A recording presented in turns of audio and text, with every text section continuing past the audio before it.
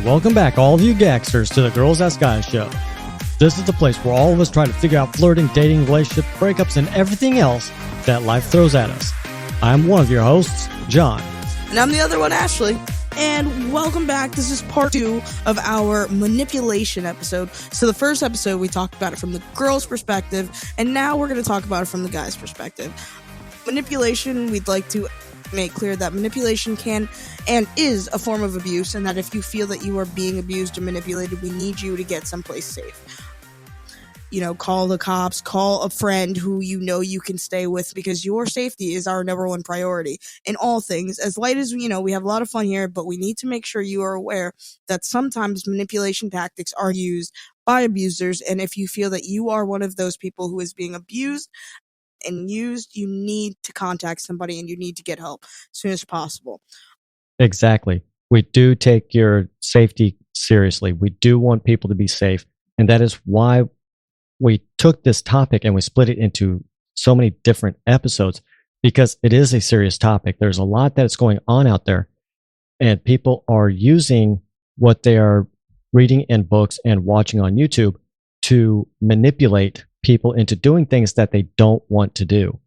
That is why this is such a serious topic for me, because I was in that world.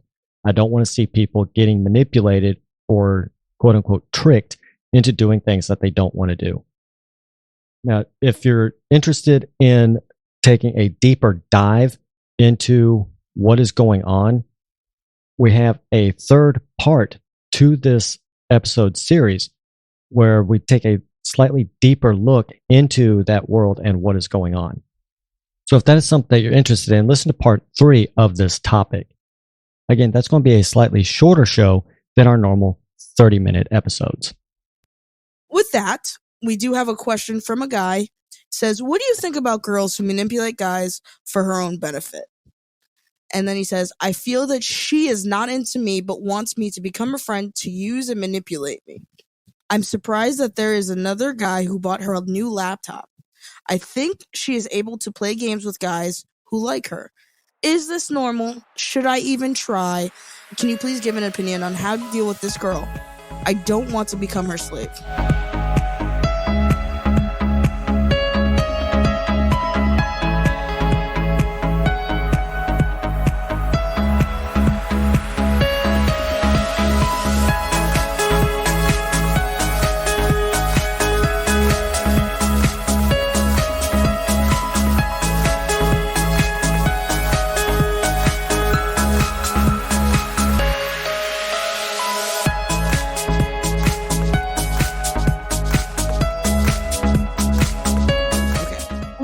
Seems to me like you have a clear boundary of what you don't want. Is it normal?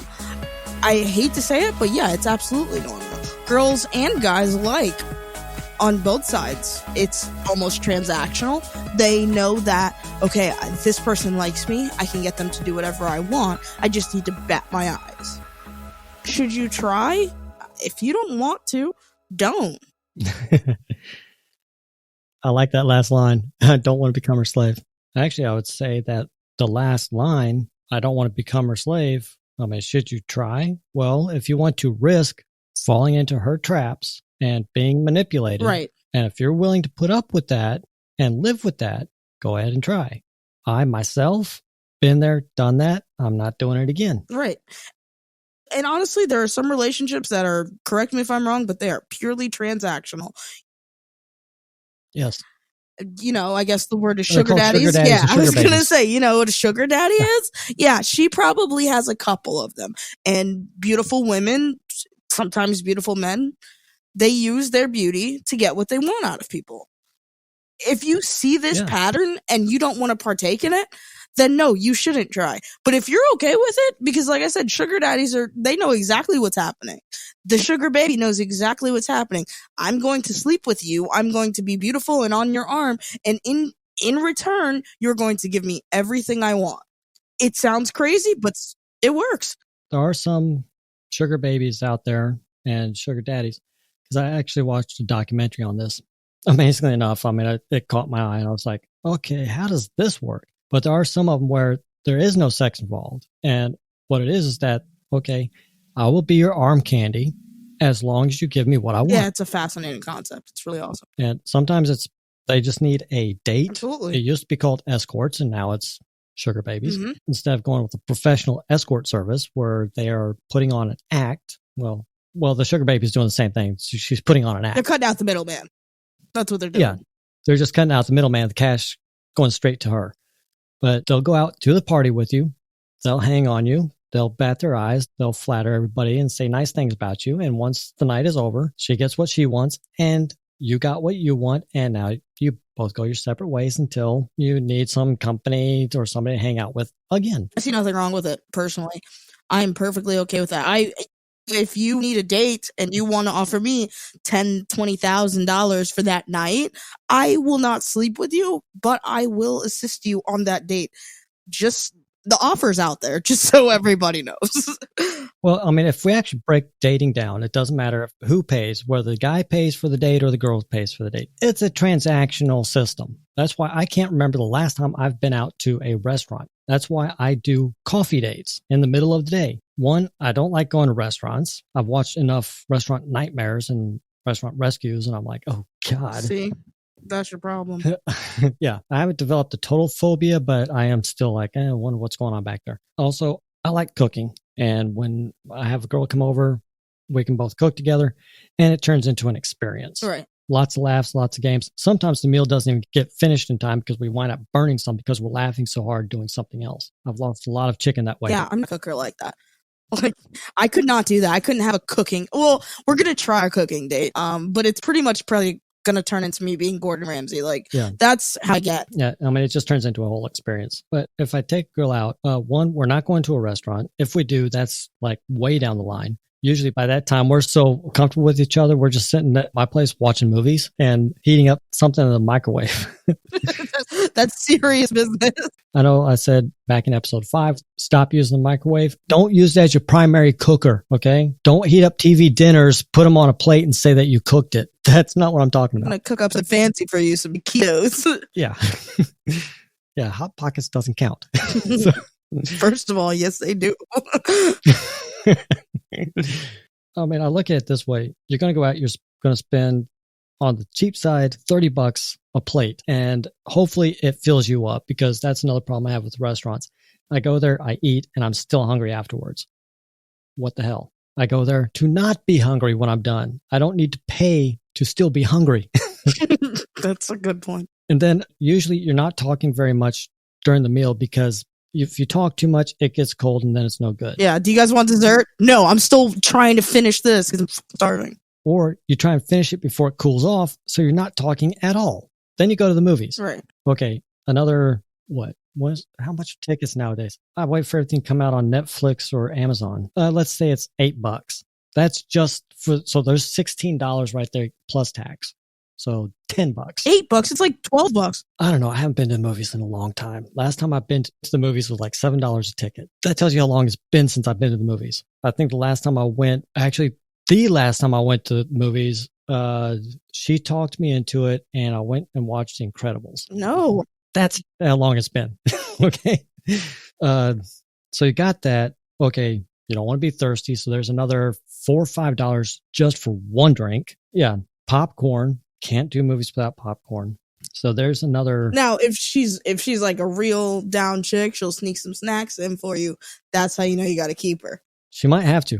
I mean, by the time the date is done, let's just call it an even $100. Yeah. John's a classy guy. He's not like me. See me, I'm not taking you to the movies. Like, we got to be married. Movies are expensive. That's crazy, right? Like, so I don't know, like it's purely transactional. It's not this girl is, for lack of a better use, just kind of using her sex appeal to get things from people, which honestly, you got it. You know, as long as they know and you're not giving them, you know, you're not leading them on to think, oh, she's going to date me. But if you're 100% honest, like, listen, I don't like you, but I need a laptop. But people make a living off of this.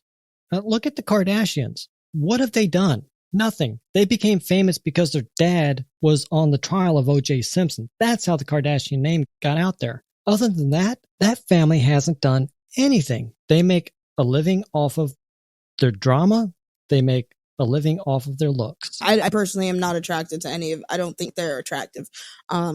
No offense, guys. You guys work, and to be fair, they do now that they have gotten the fame and the fortune that they needed. They put out clothing lines and all that stuff. So there is some work involved. I'm not going to say they're completely useless. No. The way they became famous was like that celebutante kind of deal, but it's true. There are people who literally get paid to have sex, and I mean, I think Vegas it's legal to be a prostitute, right?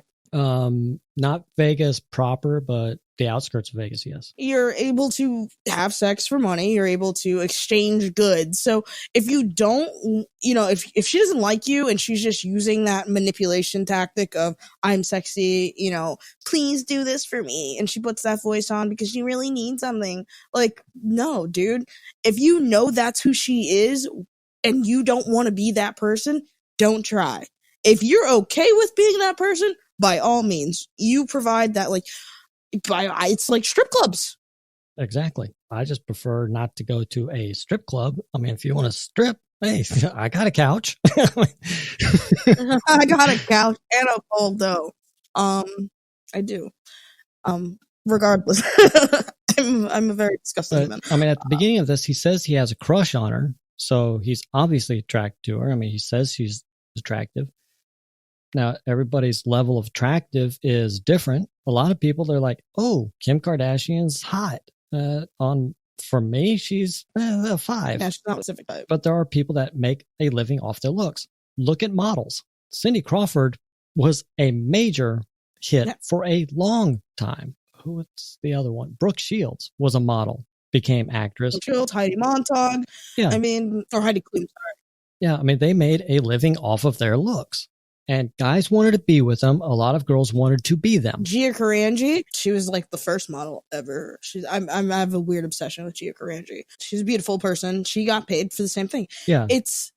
I don't think this is manipulation as much as it is transactional. It becomes manipulation when you think she's lying about, how she feels about you. Yeah, when she's lying about how she likes you. Right. If she's saying, okay, I need a new laptop. You get me the new laptop and we will go out on a date. But you know what's expected of you. You go buy her laptop and her end of the bargain. Actually, it's an oral contract. I mean, if you wanted to, you could take him to court. I'd kind of be embarrassed to show up in front of a judge like this, but I bought her laptop. She promised me a date. She broke the contract. I want the laptop back. You're an idiot. That's probably what the judge would say, but it's a legal contract. You're an idiot. You knew she wasn't. Like, if you have, okay, right, let's be honest. If you have to buy someone something to go on a date with you, they probably don't like you, right? Am I wrong? No, but I've had girls, when I was in high school, girls did this. You said a couple episodes back, girls can tell when a guy likes her. Now, if a guy doesn't know what he's looking for, they can't tell a girl likes her. I mean, she practically has to come up and slap him upside the head. I like you. But if you know what to look for, you can tell. Anyways, so girl knows guy likes her. And could you do my homework for me? Oh, sure, I'll do that. Yeah. Okay, maybe she'll go out with me. Hopefully, if I do her homework for her, she'll go out with me. Got your homework done. Thank you.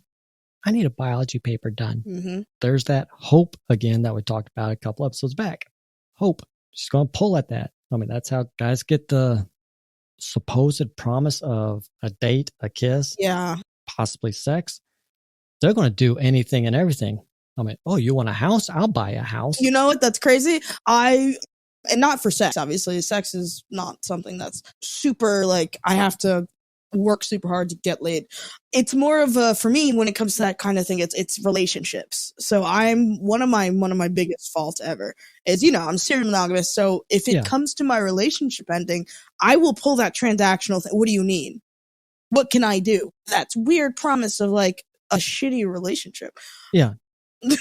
Like, so if it's transactional and you're aware of the transaction that's taking place, it's not manipulation. You're just paying. If you don't know, you should figure it out. And it's not too hard to figure out. Does she only call you when she needs something? Yeah. Whenever she calls you, is it a whole story? Does she ever ask you how you are? Does she care how you are? Could you call her and ask for the same thing? There's a girl that I like. Unfortunately, we are separated by over 3,000 miles. I mean, you can call it a long distance, but yeah, we know that the distance is a factor, so we just don't take it to that level. And already looked into it. But yeah, I mean, if she says, yeah, you're the guy, I got the next plane ticket out of here. Hey, I'm out. That's it. See, that's love, man. That's how that's got to be. But that's a different type of transaction. That's emotional transaction. That's a different type of transaction. Right. Yeah, because we message each other. Like I just checked a couple minutes ago and I saw I had a message from her because we message each other. This has been going on for almost 2 years where it's near every single day we are messaging each other back and forth. We talk about everything. And that's that communication factor that I really look for. That's cute. Well, on top of that, she's more than half my age. Like she's like more than half? Like she's younger or older? Younger. Jeez. Younger. But here's the funny thing. She sought me out. She chose me. It wasn't the other way around. And that's a whole different topic there that I found that a lot of people have a whole lot of questions on. Dating older people, dating younger people, and there are rules to that. That's a good show to... I think I might have a guest for that one because I know somebody who's dating someone like half their age, which I think is weird, but they love each other. In a nutshell, the way that I look at it is if it doesn't bother either person, then there's really nothing wrong with it. I mean, to hell with what everybody else says. Yeah, I don't give a shit. If you guys are happy together, then let it be. Anyways, I mean, I can go off on a whole new tangent on this one. I'm trying to bring myself back into focus. Okay. I mean, he asks, obviously he has an attraction for her. He's got a crush on her. If you know that the transaction is happening, if you know that it's tit for tat, no pun intended, that you're going to have to do something in order to get something, it's not manipulation. Is it common? Oh, hell yes, it's common. I've done it. In the last show, I explained how I did it and how I was able to manipulate people to get what I wanted. And to a degree, I still use those tactics at where I work because they work there. And for anybody who doesn't know, I work in a jail or a prison, depending on what my assignment is. So I use those. I manipulate those guys try and manipulate us. I just have more training. So I know what I'm looking for. I've studied micro expressions. If you ever want to get into something really fun, micro expressions. I can read the body language. This is how I know if a girl is interested in me or not. If her body starts turning more towards me, she's interested. If she's not, she's going to turn away from me. Right. Yeah. No, it's barring she's not a master manipulator who knows how to get exactly what she wants from a guy. Because girls are, and when I say girls, they're very, very quick. It's easier for a girl to get something out of a girl or out of a guy, especially if she's very loose with her, more ambiguous with her morals, and doesn't necessarily see a problem with it. I like I said, I see no problem with transactional stuff. If you want A, and you have to do, something to get there. If you want to do it. That's on you. But if you really like this person, you see yourself in a relationship with this person, that is a bad way to start. Oh, yeah. Actually, I would say this. If you're going for any kind of immediate gratification, as far as a relationship is concerned, it's not going to work out long term. It will not. I guarantee it. And I've seen this. I've done this, especially when I was first starting out and I was trying out all these new techniques and little tips and tricks and everything I was learning. I would see my version of a 10. Actually, it's completely changed now. There's only one girl that is a 10 to me. And unless she has an exact twin, there's not going to be another 10. Yeah. But I do use her as a baseline for everybody else. Huh. Yeah, it sounds really cruel. No. Yeah, well, some people, they hear that and they're like, oh my gosh, how unfair can you possibly be? It's realistic. Everybody has a 10. Yep. So she is my 10, and I actually worked with her a long time ago when I was still doing photography for models, because she is a model. She's not a big name, but she's very well known in very small subgroups of the modeling industry. Anyways, I take her, I look at her features, and okay, she has roughly the same features, a little bit off here, a little bit off there. Okay, so she's a 9. Right. That lasts for about 2 seconds. Then I start looking at personality. Most guys, they don't get over that. But if you're purely going into it just for the looks, you can care less about her personality. Oh, look at this hot chick I'm going out with. Yeah, you made a snap emotional decision. That relationship is not going to last at all. Right. It can't. You can't be in a relationship with someone you don't immediate know. gratification in a relationship is not going to work. If you don't want to be in a relationship with someone, you just want someone hot, by all means, transactionally transaction it. But if you want But just be aware it's not going to last. Sounds to me like this guy's looking for like something with her, and she might not be interested. Yeah. She might be. You never know. Ask her.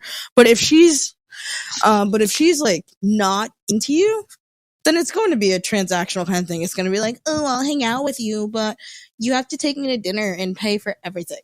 Yeah. Which is it? I mean, when you're in a relationship with someone, usually it gets to a point where you kind of both pay for everything in a way. Yeah. I mean, it could be one of those that I've seen where, yeah, I'll go out with you. And as soon as you try and hold her hand, what are you doing? Try and go for a hug. And what are you doing? Scoot over, not so close. Almost like they're embarrassed to be seen with you. Right. Like, you don't want that. You don't need that in your life. You need somebody who's going to cherish you and worship you. And not like in a crazy way, but just who's proud of being with you. Yeah, somebody who's actually going to want to move the relationship forward. Right. For me, the physical stuff, all of that is fine. That's all great. It enhances everything. Right. But if you don't have that communication and you don't have that emotional connection, the relationship's not going to work.